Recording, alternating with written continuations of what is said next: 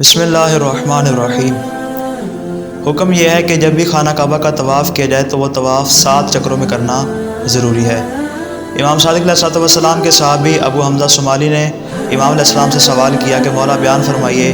کہ آخر کیا وجہ ہے کہ جس بنا پر خانہ کعبہ کے 7 چکر واجب قرار دے دیے گئے؟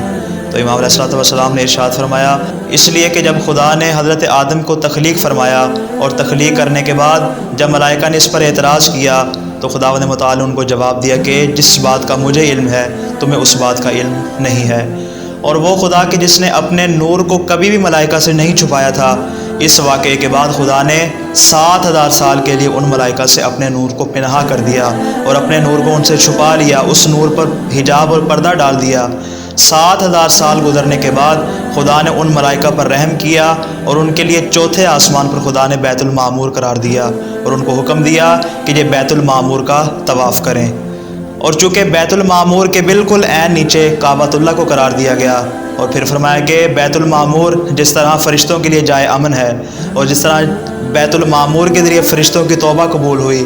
اسی طرح کعبۃ اللہ زمین پہ بسنے والوں کے لیے جائے امن و سکون ہے۔ اور پھر فرمایا کہ اس میں جو 7 چکر لگائے جاتے ہیں اس کی وجہ یہ ہے کہ ان 7 چکروں میں سے ہر ایک چکر کو 1000 سال کے برابر قرار دیا جاتا ہے کہ جس 1000 سال میں خدا نے ان فرشتوں سے اپنے نور کو چھپایا تھا،